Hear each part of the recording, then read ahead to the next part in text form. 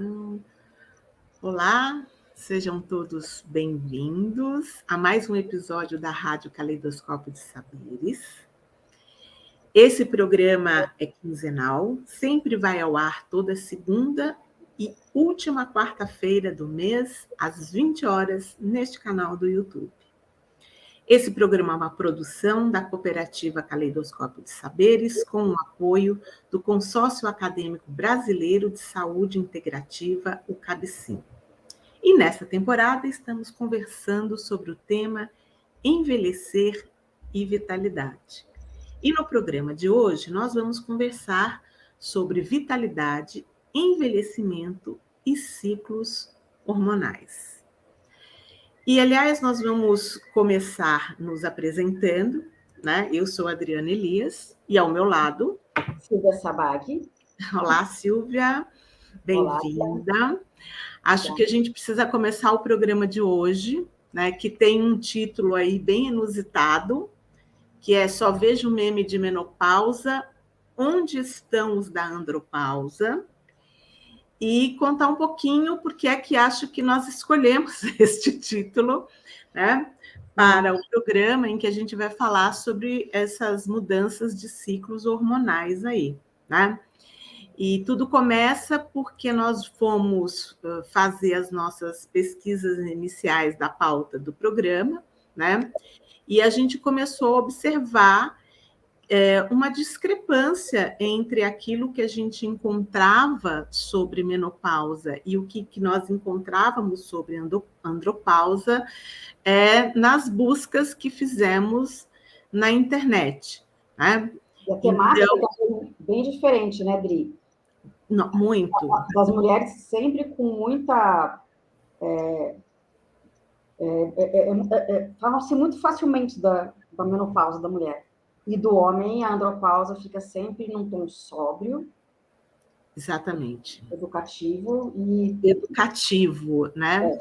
E aí nós começamos a pesquisar, inclusive, esse mundo imagético, nas imagens, o que é que se tem, se fala de andropausa, de menopausa, e aí nós nos deparamos com uma infinidade de memes a respeito da menopausa e uma dificuldade muito grande de achar a mesma coisa sobre andropausa, né? Então, acho que foi essa questão acendeu um alerta para a gente, né? Em nós. E aí nós resolvemos, então, parar um pouco, né? Para pensar por que é tão díspare, né? Quando a gente olha a andropausa e a menopausa. Né? Parece que, como a Silvia disse, o corpo feminino ganha uma esfera pública na nossa sociedade e o corpo masculino e todos os processos relacionados ao corpo masculino, parece que elas estão na esfera do privado e do educativo, né? Diferente um pouco daquilo que a gente encontra a respeito do corpo feminino. E a gente começou a levantar algumas hipóteses, né? Até do ponto de vista sociológico, a gente pode pensar no fato das mulheres se cuidarem mais, né? Serem mais atentas às suas questões de mudanças, de ciclos, irem mais ao médico, etc. Mas também pode ser, né, um pouco da estrutura e da forma como que a nossa sociedade olha e pensa o corpo da mulher e os processos ligados a ele, diferentemente do que ela pensa e olha os processos do corpo masculino. Né?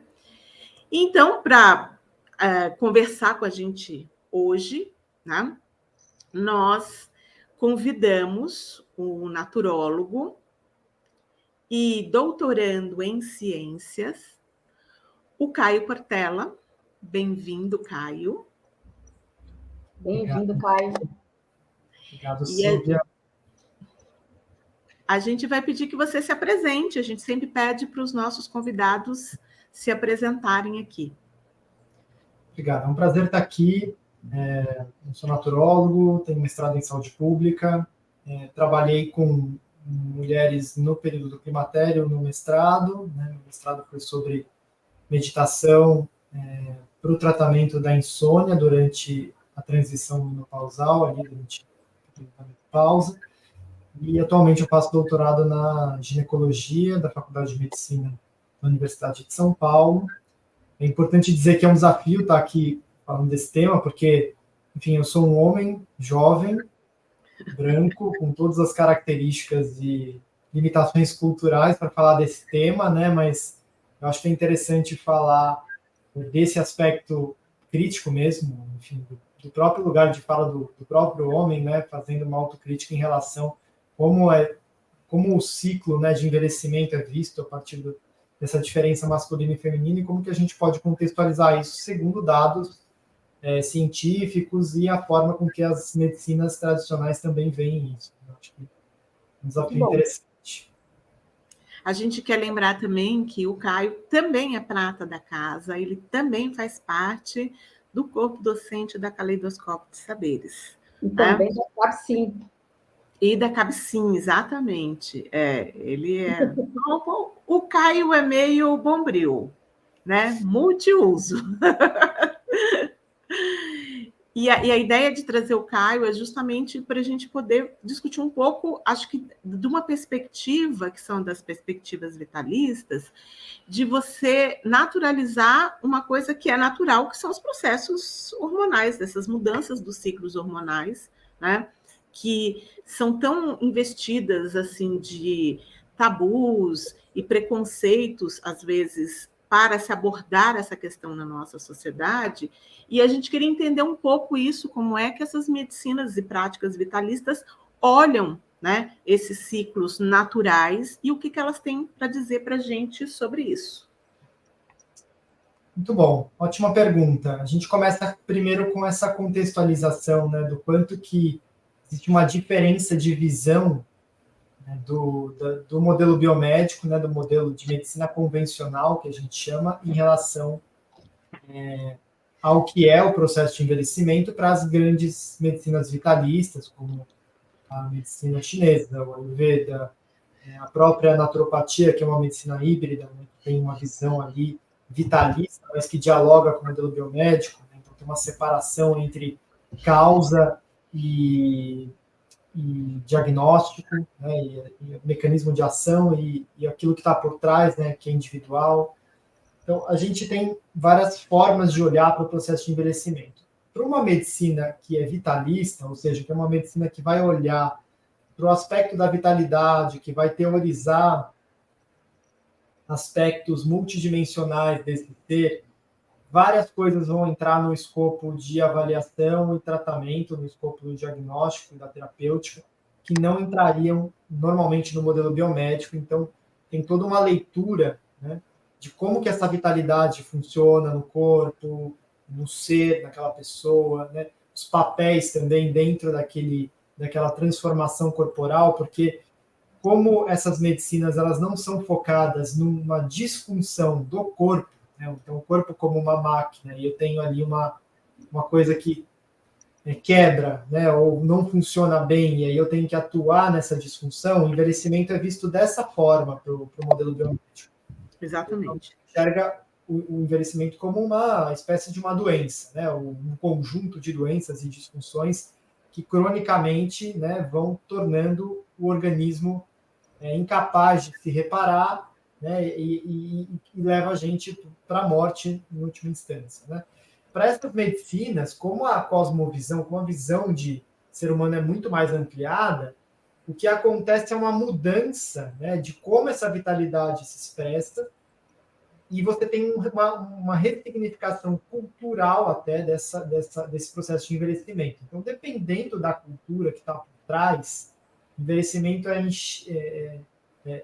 visto de uma forma completamente diversa, né? Então, se você pega culturas de Extremo Oriente, por exemplo, você tem uma visão do envelhecimento associado à sabedoria, por exemplo. Então, esse aspecto cultural modula também através da própria visão da medicina. Então, aquele que envelhece tem uma queda na vitalidade, no entanto, ele tem um acúmulo de experiência de vida e visão, e ele pode ter uma valoração do próprio sistema médico em relação a isso, né? O sistema pode enxergar isso e devolver para ele e falar, olha, esse é um aspecto, assim, essa transformação de vida, ela vai acontecer. Você precisa ser instrumentado com a capacidade de lidar com essa queda de vitalidade. E com essas ferramentas, você tem uma qualidade de vida muito diferente, aprimorada e melhor, e você consegue aproveitar aquilo que o envelhecimento te deu de positivo. Uhum. Por que eu estou falando de tudo isso? Porque isso, originalmente, nessas medicinas, é do âmbito, essa questão filosófica, essa questão sociocultural, essa questão do entendimento do porquê das coisas, isso sempre fez parte do sistema médico. Era atribuição do profissional que cuida da saúde olhar para essas questões e endereçar, né, essas questões de transição, esses ciclos, né? No entanto, a gente foi construindo um sistema médico que olha basicamente para o mecanismo de ação ali que está falhando e eu tenho que repor aquele mecanismo, e todos esses aspectos socioculturais, simbólicos, eles são colocados meio de escanteio. Isso é um problema, né? Então, a gente está vivendo esse cenário, né, de um choque de diferentes possibilidades de enxergar o envelhecimento quando a gente olha para essa diferença de visão da medicina vitalista, né, das medicinas vitalistas, para o modelo biomédico exclusivo, que às vezes tem uma visão bastante limitada. Então, trazendo aí um pouquinho para essa questão do biomédico, né? Explica um pouquinho para nós, Caio, em relação aos hormônios, o que muda quando se envelhece, né? Tanto para homens quanto para mulheres. O que acontece fisiologicamente ao nível hormonal? O que acontece fisiologicamente no envelhecimento, né? Então, parte do envelhecimento normal, né? Então, você tem alterações hormonais, né? Os hormônios, eles marcam os ciclos, né, de desenvolvimento, desde que a gente nasce até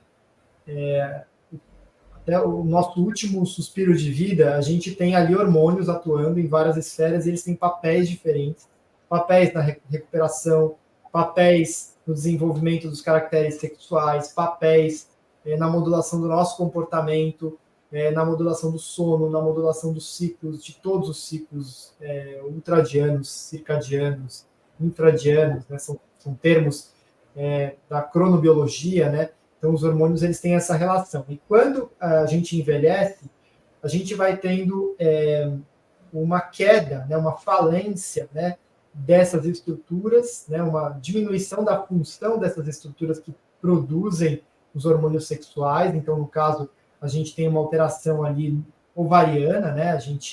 O termo médico para isso é a falência ovariana, né? A gradual falência ovariana. Então, os ovários vão parando, né, de produzir esses hormônios, e você vai tendo toda uma alteração circulatória, na capacidade de regeneração de alguns tecidos. Você tem associado alguns sintomas, etc., a essa transformação. Mas a menopausa, ela não é um problema, né? A menopausa é a última menstruação da mulher e ela é uma coisa esperada do envelhecimento. Ela vai acontecer, ela acontece. É fisiológica. A complexidade nisso é que, quando a gente fala de sintomas da menopausa, a gente está falando de um fenômeno que está acontecendo num contexto contemporâneo, modulado por uma série de aspectos culturais, estilo de vida, hábitos, né? Toda uma complexidade do que é estar nessa menopausa, nessa cultura, com esses hábitos, com essas características e com essa simbologia do envelhecimento também. Eu participei de uma pesquisa, inclusive a gente está para publicar esse material, é um artigo, uma revisão sistemática sobre fatores socioculturais que influenciam nos sintomas da menopausa. A gente tem vários fatores que influenciam nos sintomas da menopausa. Uhum.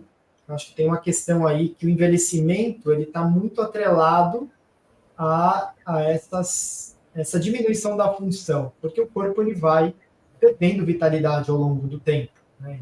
A gente vai perdendo função, vai perdendo capacidade de regeneração óssea, vai perdendo capacidade muscular, vai perdendo capacidade cognitiva até, né? Então, neurogênese cai, né? A capacidade de novos neurônios, novas sinapses, tudo isso é natural da vida, isso faz parte. Quanto mais a gente envelhece, menos a gente tem essa plasticidade, essa capacidade de regeneração em todos âmbitos, e os hormônios são só mais um fator no meio disso tudo. Ô, Caio, e no masculino, a testosterona também dá uma diminuída, não dá? Dá, claro, a testosterona, que a gente chama de andropausa, né? Essa queda mais brusca, vamos dizer assim, dos níveis de testosterona, chamada de andropausa. E aí, andropausa é um pouco diferente, na verdade, assim. Uhum. Por isso que a gente queria trazer, porque é muito pouco falado, né? E a gente também pesquisando, a gente descobriu que tem um médico que é especialista em andropausa. Acho que é andrologista, se eu não me engano o nome. É especialista nessa queda hormonal masculina. E que poucas pessoas conhecem também, né? Então, eu queria que falasse um pouquinho mais para a gente poder ir também desmistificando esse tabu do masculino. eu acho que assim, tem um tabu, com certeza, né? Eu me arrisco a dizer que assim, tem uma complexidade e tem fatores culturais bem importantes para serem olhados aí. Tem uma diferença fisiológica, assim, aparentemente. Então, a queda e os sintomas provenientes da queda da testosterona costumam ser menos frequentes do que da queda do estrogênio nas mulheres. Então, enquanto a gente tem cerca aí de 30% dos homens nessa faixa etária, né, de 50 e tantos anos, tendo sintomas mais graves, assim, de andropausa, né, mais ou menos por aí, as mulheres chegam a 70%. Isso eu estou dizendo dentro de um recorte bem genérico cultural, porque quando a gente olha para os recortes específicos, como eu disse antes, diferentes culturas com hábitos de vida, alimentação diferente, características também genéticas diferentes, têm diferentes índices de sintomas menopausais. Né? Então, tem algumas culturas que não existe o termo sintoma menopausal, você quase não vê a existência de sintomas. As mulheres não têm essa sintomatologia, esses sintomas que a gente descreve nessas escalas ocidentais, que a gente está muito acostumado, índice de Cook, vou descrever ali os sintomas da menopausa, não são todas as culturas que têm isso. Tem culturas que mal se percebe esses sintomas, não é um problema naquela cultura, naquele contexto. Mas, assim, para o Ocidente, onde a gente está, para a maior parte das pessoas, a gente tem essa estatística genérica de que a maior parte das mulheres vão ter sintomas menopausais. E é engraçado você falar dessa... Quer dizer, não sei se é engraçado ou se é trágico. Nós vamos pensar um pouco nisso, se é engraçado ou se é trágico. Mas uma das questões que chama muito a atenção é essa questão de você botar uma busca rápida nas plataformas, né, online, naqueles sites de busca, e você vê listas de sintomas relacionados à menopausa e a lista de sintomas da andropausa. Da menopausa dá até depressão, porque você acha até 40 sintomas, né, são listas gigantescas. E quando você olha da andropausa, você vê 5, 7, assim, já é um exagero. Né? Quando você olha assim que teve muito, é um exagero 7. E até porque, obviamente, o processo é distinto entre homens e mulheres, não é a mesma coisa, até porque a mulher, né, tem um corpo preparado para gerar uma vida, quer dizer, né, digamos assim, fisiologicamente é distinto esse momento da menopausa, que é quando você, né, o corpo diz, olha, chega, de agora em diante... Bem demarcado, né? Bem demarcado. Bem marcado. E é bem marcado tudo na gente, né? Porque como a gente gera a vida, a gente recebe a vida, então você tem ciclos que já são mensais dentro da mulher, né? Que ela se prepara para receber a vida, se não recebe, você tem todo uma questão. E o homem não.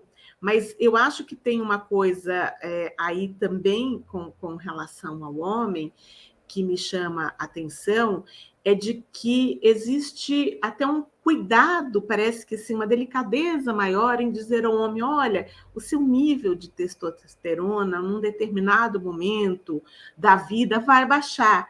E a sua potência sexual, que é disso que se trata, né, ela vai diminuir também.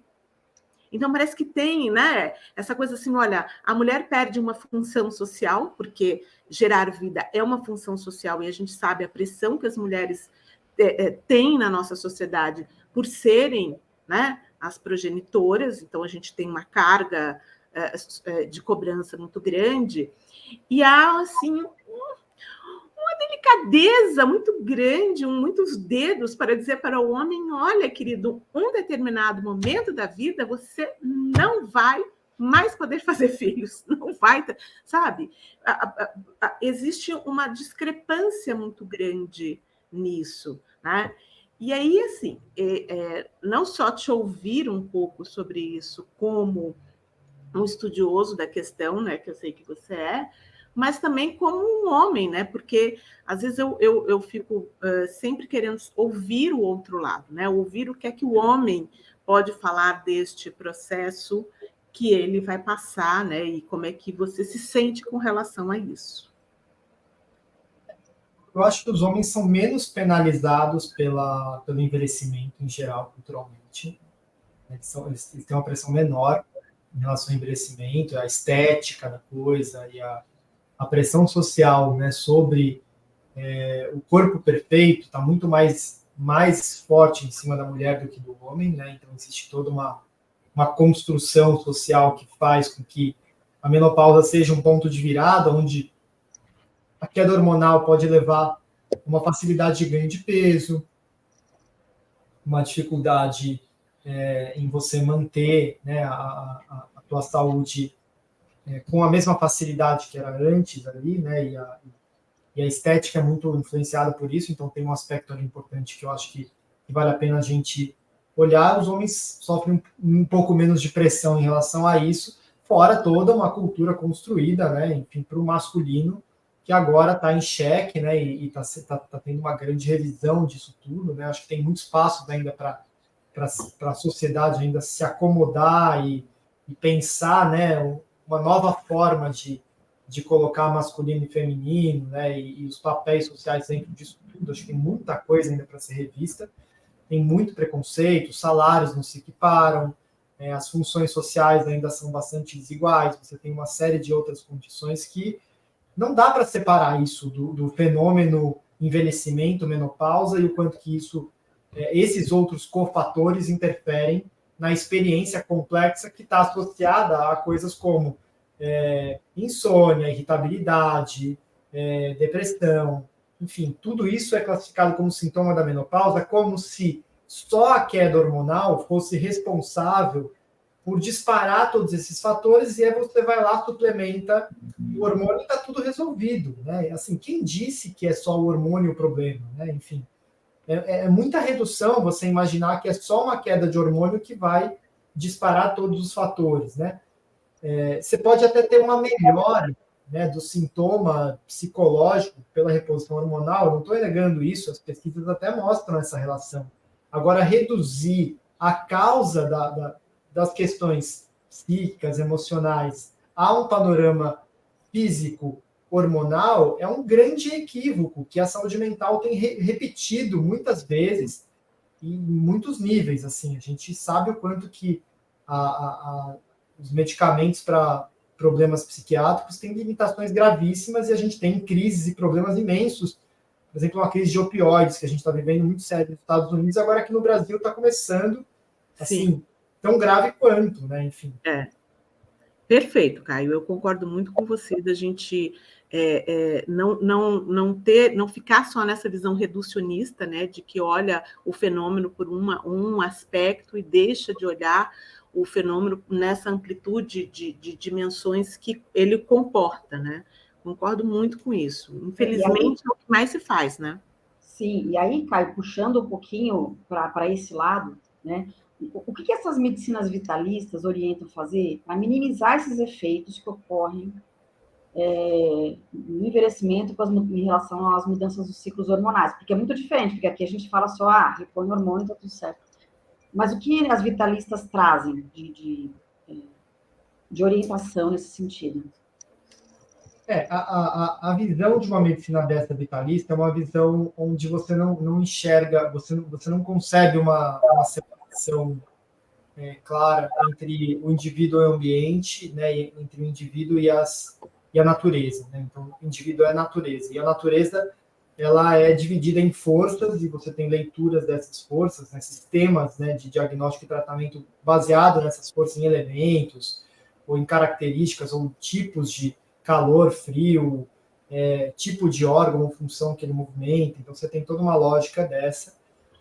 E você tem as práticas todas, corporais, alimentares, hábitos, até práticas relacionais, né, formas com que você se relaciona, tudo entra nessa mesma linguagem. Então, eu tenho ali características universais, generalizáveis para técnicas, hábitos, alimentos, plantas, tudo que eu posso ali ter, tudo que esse indivíduo faz na vida dele. E esse escopo pode ser regulado, né, como ferramenta terapêutica para enfrentar algum tipo de desequilíbrio, seja ele qual for, né? Para um processo de transição, que é um processo de transição natural, né, eu preciso ter, na lógica dessas medicinas, instrumentos para lidar com a queda na vitalidade, né? Então, aí eu tenho duas possibilidades, tanto a possibilidade de diminuir, desacelerar essa queda, então, assim, eu ter hábitos, alimentos, plantas, coisas que eu faço que desacelera essa queda na vitalidade. Então, assim, eu tenho uma transição mais suave, uma transição assintomática, uma transição mais tardia. Com menos impacto, né? Com menos impacto. Porque, assim, o grande problema das transições é quando elas são bruscas, né? A adaptação, ela é dependente de tempo para adaptação. Então, em geral, os processos que o organismo tem tempo, né, para se assentar, para se adaptar, eles são mais... você tem menos risco de agravamento, né? Você tem menos risco ali, porque você tem um tempo de adaptação prolongado, a pessoa consegue ir fazendo transformações, alterando, ajustando, e quando ela vê a transição está feita. Quando é muito brusco, né, o custo metabólico, o custo psíquico, o custo é muito difícil. Então, uma mulher, por exemplo, que sofre uma esterectomia completa, né, uma mulher jovem que, de repente, se vê sem útero e ovário, por qualquer motivo, por uma doença, por um câncer, por exemplo. Isso é muito mais brusco, né? E aí ela tem ali um desafio enorme, ela vai precisar fazer essa suplementação hormonal, porque senão ela vai ter um prejuízo enorme ali, uma série de sintomas muito agravados, né? Muito bruscos. Então, para essas medicinas vitalistas, você tem todo um sistema para aprender a acumular essa vitalidade, gerenciar bem essa vitalidade, não acabar com ela muito rápido, porque eu acho que esse é o ponto, né? Quando a gente fala de hormônios e desse sistema reprodutivo, né, para as medicinas vitalistas, isso é a base da longevidade. Então, assim, quando eu tenho muita deficiência nessas funções reprodutivas, eu tenho uma deficiência que vai custar longevidade para mim. Então, todos os processos de longevidade, eles estão associados a práticas de cultivo de capacidade reprodutiva, de energia sexual, de capacidade relacional, de manejo dessa energia, vamos dizer assim, desse arcabouço de reserva que eu tenho dessas funções sexuais. Então, eu preciso cultivar, cuidar, treinar. Aí tem práticas físicas, tem práticas corporais, tem alimentos, tem coisas que eu preciso fazer para minimizar e cultivar essas capacidades para não ter esses sintomas. Os sintomas são resultado, em geral, ou de um desbalanço muito grande dessa energia ou da falta dessa energia. Caio, você estava falando e eu estava aqui imaginando se existe alguma coisa dentro dessas culturas, da onde vêm as medicinas vitalistas, somente as culturas orientais, né? De ritos de passagens dos ciclos, porque a gente sabe que, na maioria das culturas, alguns ciclos fisiológicos, né? A puberdade da menina ou do menino, né? A menarca da mulher, etc., às vezes são aí, digamos assim, incorporados numa ritualística da cultura. Né? Os judeus fazem, né, a celebração dos 13 anos de idade. Sim. As mulheres também têm a tenda quando ficam menstruadas assim, quer dizer, nós temos até ambientes específicos, né, dentro de algumas culturas em que determinados ciclos são para serem vivenciados ali, né? E você tem alguma coisa, assim, quer dizer, o que a gente podia olhar para essas culturas orientais e trazer? Porque você tem falado muito dessa coisa de ter essa passagem não abrupta, né? Ou seja, entender que o processo de envelhecimento é um processo natural, que estamos todos nesse processo, e quanto mais você entender isso e fazer uma transição, né, cíclica, normal, natural, ou seja, preservando determinadas coisas, começando a cultivar outras, né, porque eu acho que talvez venha um pouco daí também, né? A gente montou o programa Envelhecer, eu e a Silvia, justamente porque estamos no processo. Então, a gente sabe que nesse processo tem coisas que a gente vai, né, deixando de lado e vai olhando para outras que a gente não fazia, né? Talvez hábitos como sono, melhora da alimentação, quer dizer, quando você é jovem, você é menos sem critério no que vai comer, quando você vai envelhecendo, o corpo pede que você seja mais criterioso, né? E aí eu fico me perguntando como é que orientam essas culturas da onde vêm as medicinas vitalistas para estas questões, se tem alguma questão específica e se não tem. Então, veja, Adri, eu acho que os rituais, aí eu estou falando bastante do ponto de vista das tradições e menos acadêmico, né, científico. Eu não conheço muitas pesquisas que investigam os efeitos ou quanto que os rituais de fato impactam diretamente num desfecho de saúde, por exemplo. Mas não é difícil pensar que as culturas, né, milenarmente criaram esses ritos de passagem com funções muito específicas, né? Veja, não é fácil você passar para uma nova fase sem um marco, né, de transição, onde você tenha uma oportunidade de se rever, né, de parar tudo e se ressignificar em imagem corporal, em papel social, em função. Então, eu acho que tem uma questão que, quando a gente vive uma alteração de ciclo, a gente precisa, né, dessa força, desse tempo, né, das pessoas que estão em volta, né, pararem, me darem força, me darem foco para eu conseguir me reler, né, num novo papel social, uma nova função, e aquilo ter, de fato, um papel curativo, né, e adaptativo, na verdade, né? Então, quando eu faço uma festa uma menina faz uma festa de 15 anos ali, né,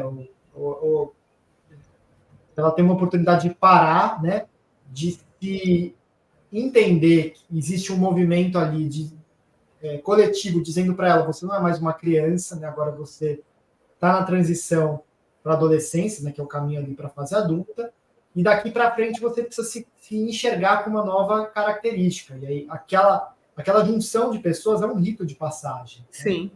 Que as culturas têm vários outros ritos, né? Então, algumas culturas indígenas fazem, por exemplo, rituais de iniciação perigosos, de mostrar Sim. coragem, enfiar a mão lá na formiga, não sei o quê, pegar onde. Todo um contexto ali de superação para inaugurar a fase de amadurecimento, a fase adulta. E é o coletivo que dá essa sustentação, não é o indivíduo só. E dá também espaço para aquela pessoa elaborar aquele momento de transição também, porque você tem, além de todo o entorno que está apoiando aquele momento, que a gente entende que transição é um momento em que muito se questiona, que a gente tem muitas dúvidas e que, né, muitas incertezas acontecem, dá esse espaço para a pessoa se organizar mesmo e ter uma nova perspectiva em relação àquela situação, né? Eu acho que é bem importante.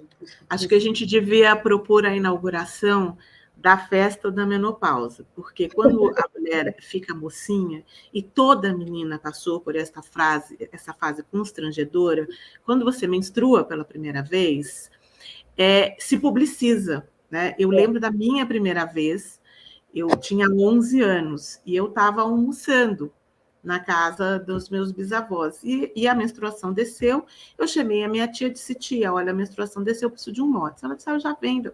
Quando eu desci de novo para almoçar, todo mundo, ai, parabéns, que lindinha, que não sei o quê. Ou seja, você fica vermelho feito um pimentão, porque todo mundo te constrange e acha lindo. Na maior da intimidade que você tem. Na maior intimidade. Pois é, aquilo é alguma coisa tão pessoal seu que você está se acostumando com aquilo, de repente já está público e está todo mundo tomando conta desse processo. E na cultura árabe se coloca o hijab. Quando eu fizer 1 ano que eu não menstruo mais, eu vou dar uma festa eu mesma por minha conta, porque se me encheram a paciência quando eu fiquei mocinha, né, terão que festejar quando eu fiquei velha, quando o ciclo reprodutivo não fizer mais parte da minha vida. Olha que engraçado, né? Quando o homem tem a poluição noturna, que normalmente é ali que entende-se que a sexualidade está ali começando também, questão hormonal, ninguém fala nada. Ninguém fala nada. Então, novamente, né, o processo feminino, ele é um negócio muito público. Muito. Né? Numa invasão muito grande. Da mesma forma que o menino ficaria constrangido também se todo mundo ficar sabendo o que aconteceu com o corpo dele, de repente, sem ele estar ali, sem nenhum tipo de controle em relação àquilo, do mesmo jeito que acontece na situação com as meninas, né? Enfim, é isso. E aí, eu vou trazer agora, Caio, mais um, né? Continuando ali, né? Voltando no processo de envelhecer, né? Porque eu acho que se a gente consegue fazer esse rito de passagem, que eu acho que é uma ideia que a gente pode lançar, fica mais fácil, né? Porque daí que acontece, né? Muitas pessoas, a gente percebe que o envelhecer não é tão aparente. E tem pessoas que o envelhecer fica muito explícito, né? Então, como que as medicinas vitalistas podem explicar, né, essa discrepância, né, entre duas pessoas que têm a mesma idade, mas que você olha, uma aparenta um desgaste muito grande na vitalidade, na sua aparência, na sua forma de se mover na vida. E outras pessoas parecem que estão ali, né, super bem, que é o que a gente fez nos outros 2 episódios, que a gente falou, né, que era envelhecer como Caetano, que é um exemplo, né? Ele tem mais de 80 anos e ele está super ativo. E tem pessoas que você encontra com 60 que, não, às vezes, tem dificuldade de se movimentar, né? Bom, só fazendo um comentário fechando uma questão da pergunta anterior, tem vários exemplos de culturas onde a menopausa é vista como transição positiva, né? Você tem ali algumas regiões do Japão, né, com algumas culturas indígenas, alguns recortes culturais na Índia também, né, em alguns países africanos, que comemoram, né, o processo de parada da menstruação como uma inauguração de um papel de sabedoria. Enfim. Então, isso existe e isso tem um impacto bem diferente. Assim, né? Enfim, essa pesquisa que eu tinha falado sobre aspectos culturais traz algumas coisas sobre isso. E aí, respondendo a pergunta sobre a questão da vitalidade, né? Como as pessoas elas têm diferentes respostas, né, ao envelhecimento. Né? Acho que são várias coisas. Primeiro, o que é esse estereótipo do envelhecimento? Né? Envelhecimento é aparência? O envelhecimento é capacidade funcional? Envelhecimento é uma mente envelhecida, né? Uma pessoa que perde a vontade, a capacidade de interagir, de se mover psiquicamente, socialmente na vida. Acredito que está tudo misturado, né? Pode ser tudo isso misturado, né? Porque eu estou colocando isso porque às vezes a gente olha para o envelhecimento e a gente pensa em envelhecimento como função corpórea, né? Então, assim, como função do corpo. Quando a gente olha para as medicinas vitalistas, elas vão complexificar também o envelhecimento, né? Eu tenho envelhecimento de capacidades corporais, mas eu tenho outros tipos também de expressão dessa energia, né, que podem ter outros impactos. Né? Então, eu posso ter uma pessoa com um corpo bastante debilitado e com a mente super ativa e super viva e super jovem, são casos onde a gente pode ter essas condições. Mas o que as medicinas vão falar disso? Elas vão falar basicamente dos hábitos de vida, então são dois fatores, né? O que você faz durante a tua vida para desgastar ou não essa vitalidade, né? Os hábitos, a alimentação, tudo que você fez e faz na tua vida. E elas vão falar de uma coisa, tanto a medicina chinesa quanto a Ayurveda vão falar da capacidade né, de energia. Quanto de energia você veio, né? E aí é uma conta complexa. As tradições elas vão falar sobre concepção, como foi a concepção, como foi essa gestação, né? E essa criança, ela nasce com um X de vitalidade. E esse X é diferente para cada criança, dependendo dessas condições de energia do pai e da mãe, as condições da gestação, da alimentação da mãe, do processo de nascimento, da primeira infância, se amamentou, se não amamentou, como é que foi isso. Isso determina o quanto de energia esse ser vai entrar no mundo e o quanto mais cedo ele pode envelhecer ou não, dependendo dos hábitos também que ele tem. A visão é essa, uma visão de um modelo de economia de energia, onde eu tenho um start inicial e eu tenho um modelo de armazenamento ou desgaste maior ou menor para cada indivíduo. O Caio, você começou falando, quando você se apresentou, você falou do seu trabalho de mestrado, que você trabalhou com a meditação para a insônia, né, das mulheres que estão aí na fase do climatério, e que a gente sabe que isso é um dos sintomas que aparece com bastante frequência. Além da meditação, né, como é que a gente pode olhar para esses ciclos hormonais e trazer algumas questões práticas para a vida da gente, assim, numa perspectiva de que eu estou me colocando como uma pessoa leiga, né, que estou passando por um processo, seja homem ou mulher, que eu estou olhando e estou identificando que eu estou aí, né, num desses processos. O que eu poderia fazer assim, né? Além da meditação, além de cuidar da alimentação, o que poderia vir aí de... A Silvia sempre gosta muito das receitinhas, né? Que a gente poderia fazer em casa, assim, uma coisa do autocuidado, né? Sem a gente precisar muito dessa ajuda externa. Olha, eu responderia logo de cara mudança de hábito. Eu acho que assim, o que mais altera desfechos complexos são mudanças de hábitos complexas. Tão complexas quanto a gênese desse processo de adoecimento e de sintomatologia. Então, assim, não tem fórmula mágica, né? Se você perguntar, dependendo do médico que você perguntar, ele pode até te falar, olha, faz reposição hormonal, tá tudo resolvido. Uhum. O que eu vou te dizer é assim, tudo bem, você pode fazer reposição hormonal, não tenho nada contra a reposição hormonal. Eu só chamo a atenção que a reposição hormonal, ela está trazendo ali, ela é uma ferramenta que ela está trazendo ali, uma capacidade de adaptação a nível do corpo, né, para reduzir essa drasticidade, mas que as causas desse desequilíbrio, elas vão continuar existindo, elas não foram nem abordadas. Porque as causas são uma alimentação, um hábito, um conjunto de coisas, uma função psíquica, uma função social, uma característica, né, um conjunto todo desse indivíduo que gerou esse desbalanço e que vai continuar gerando desbalanço mesmo com reposição hormonal, com seja lá o que for. Aí a pessoa troca de adoecimento. Então, ela pode até resolver pontualmente aquela questão, mas ela vai ganhar outra, porque as causas de desbalanço continuam emanando. Então, ou a gente cuida dessa integralidade, ou a gente troca de doença a vida toda. Então, esse é um chamado de sabedoria. Você tem que olhar para esses modelos integrais. Então, quando alguém perguntar o que eu faço para reduzir sintoma da menopausa, tem que olhar para a tua vida de uma forma ampla, né? Então, como que você está ressignificando essa transição para o envelhecimento? Como que você está se instrumentando para lidar com essa queda na vitalidade? Quais atividades físicas você está incluindo? Quais mudanças alimentares de hábito? Quais coisas que você está fazendo para o seu autocuidado que estão compensando essa baixa de energia vital que você está colocando? Então, por isso que yoga funciona, por isso que essas práticas corporais, medicina chinesa, Ayurveda, as coisas funcionam bem, porque eles são sistemas completos, né, que vão olhar para vários aspectos, que vão te reeducar, que vão ajudar a mudar hábito.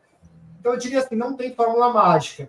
Tem um monte de planta que você pode usar para diminuição de sintomas específicos. Mas, assim, tudo isso, do ponto de vista da causa, ainda agora sendo bem naturopata, né, você tem uma diferença entre a causa e o diagnóstico. Para lidar com o diagnóstico, que é uma camada mais superficial de disfunção, eu posso usar planta, hormônio, sei lá o quê. Para lidar com causa, eu preciso ir profundamente numa leitura mais individualizada da pessoa, porque o que gera desbalanço numa pessoa pode ser diferente para outra, mesmo sendo a mesma doença. Sim, com certeza. Ô, Caio, e para a gente finalizar, né, a gente gosta sempre de fazer a pergunta inicial com o nosso tema, né? E aí você já pode fazer o seu fechamento, algum recado que você queira dar, alguma coisa, né? Porque, assim, tem tanta piada e meme sobre menopausa, né? E da andropausa, tudo muito sério, tudo muito pouco falado, tudo muito pouco exposto, né? Podia ter um equilíbrio aí entre né, esses dois olhares, né? E por que será que essa discrepância acontece tanto, né? Na nossa, eu vou agora fazer esse recorte, como você trouxe, né, na nossa cultura, né? Essa discrepância entre o que acontece no corpo do homem, no processo de envelhecer, o que acontece no corpo da mulher e como isso é encarado na sociedade com esses vieses que a gente já trouxe. E aí depois você já engata a sua... Antes do Caio responder, eu fiquei ouvindo ele falar, né? E aí eu fiquei com aquela primeira coisa que ele falou do corpo-máquina, né? Que é essa metáfora que a medicina científica usa muito, né? E aí, quando você envelhece, você vê um corpo que vai parando, vai enferrujando até ele não funcionar mais, né? E o mestre Yoda, do Retorno lá dos Jedi, né? Que ele já tem muita idade, ele já não tem toda a vitalidade que ele teve, ele já anda devagarzinho, ele já está, né, todo lento naquele processo, mas o que é importante no Mestre Yoda é a quantidade de sabedoria que ele tem lá, né, para ser um bom treinador de Jedi, a paciência e etc. E aí eu fico pensando se um pouco, né, quando o Caio fala de mudanças de hábito, não é este processo interno de aceitação que as pessoas precisam ter, independente de serem homens ou mulheres, passando por esse processo de envelhecimento e das mudanças dos ciclos, né, daquilo que era possível se fazer ou se interessar quando era jovem para coisas que podemos fazer e que não fazíamos quando éramos jovens, né? E não vão deixar de ser interessantes ou legais, né? A gente vê muita gente começando a ser maratonista depois de 50, 60 anos de idade, por exemplo. Sim. Né? E fazendo super bem, né? E aí você vê, eu acompanho uma vovó corredora, uma senhora de 80 para 90 anos que corre maratonas. O próprio professor Hermógenes, ele começou yoga, acho que depois dos 50, se não me falha a memória, né? Tudo bem que ele veio de um histórico militar, mas o Hermógenes, ele começou com yoga já com idade avançada. E virou... Maravilhoso, maravilhoso. Acho que a gente tem uma condição aí muito especial, né, das pessoas de lidarem com o processo de envelhecimento de forma positiva, né? Veja, as pessoas elas dão, a gente dá, as coisas têm um valor que a gente dá para elas, exatamente. Eu não quero dizer aqui nada parecido com um discurso coaching de positividade tóxica, mas assim, é óbvio que a forma com que a gente significa as coisas impacta em como a gente vive as coisas. E isso, assim, a ciência cansou de provar isso com o efeito placebo e o efeito nocebo. A gente sabe do impacto disso. O que isso significa em última análise? Significa que A forma com que eu enxergo, que eu me relaciono com as coisas, impacta, né, fisicamente, fisiologicamente, nos hábitos, né, molda e direciona para onde vai aquele processo. Né? Se eu acredito ou não acredito, se eu enxergo aquilo de forma negativa ou positiva, né, a forma... E eu acho que o Caio deu uma travadinha. Sim, para nós aqui parou, pelo menos. Parou um pouquinho. Mas acho que o que ele estava falando era bem interessante, né, Cida? Essa coisa de como é que a gente significa esse processo todo do envelhecer é sempre muito importante, né? E influencia, talvez, em toda a questão de como é que você vai envelhecer, né? Porque eu acho que isso faz muita diferença, né? Se a gente vai envelhecer olhando e lamentando, ou se a gente vai envelhecer buscando, né? E ressignificando, né? Ressignificando, exatamente, um processo de ressignificar esses envelhecimentos e esses ciclos que mudam e as fases que mudam, né? E como é que a gente olha, a gente sabe que a gente, depois dos 50, olha por uma outra perspectiva para a vida, com certeza, né? Mas não precisa ser uma perspectiva ruim necessariamente, daquilo que eu não posso fazer, mas talvez encontrar coisas que você sinta prazer em fazer depois dos 50 e que aos 20 você não via interesse nenhum, né? Não, e outra coisa também, né, Dri, é descobrir prazer em coisas que antes a gente achava que poderia ser horroroso, né? Vou dar um exemplo meu aqui, né? Eu sempre fui muito acelerada. Caio voltou! Eu vou finalizar aqui, Caio, daí você já continua. Eu sempre fui muito acelerada e agora eu estou descobrindo o prazer de estar desacelerando. Sim. Que é uma coisa que eu nunca me compreendi como alguém que fosse andar mais devagar. Não, com certeza. Desacelerar é uma coisa que eu tenho feito também. E o que é que cabe nesse processo de hoje? Não, a gente não consegue fazer 10 coisas ao mesmo tempo. Nem sei se era para a gente fazer 10 coisas ao mesmo tempo, né? E naquilo que é que você dá conta de fazer, né? Isso é muito importante. Acho que o Caio voltou mais ou menos. Se ele está lá dando um tchauzinho. Agora ele voltou. Agora voltou. Pronto, Caio. Acho que voltou. Voltou. Finalize, Caio, por favor. Não, acho que é isso. E assim, finalizando, respondendo a pergunta, né? Oi. E acho que ele estava finalizando, respondendo a pergunta. A gente tem que dizer que o Caio mora muito longe, ele mora lá no meio da floresta e que o sinal às vezes não é tão bom. Porque ele está lá no meio da floresta. Não, ó, vamos lá. Só para... Então, a gente tem essa questão das piadas, né? Uhum. Acho que a questão das piadas é basicamente porque os homens são mais imaturos emocionalmente. Né? Eu acho que as mulheres são muito mais maduras emocionalmente do que os homens. E você tem um machismo estrutural que mantém todo esse cenário de centralizar, né, isso na questão. Sim, com certeza. E você quer trazer algum recado final, Caio? Não, queria só agradecer, é um prazer. Prazer é nosso, sempre. Prazer. Né? O prazer sempre será nosso. A gente quer agradecer também a quem acompanhou o podcast, né? E dizer que não esqueçam de curtir, dar aquele like no nosso canal. Seguir o nosso canal. Seguir o canal. Aqui seguir o nosso canal nas outras mídias sociais. E aí seguir tanto a CabSim, que sempre dá, né, um espaço para o que está acontecendo aqui, quanto a própria Caleidoscópio de Saberes.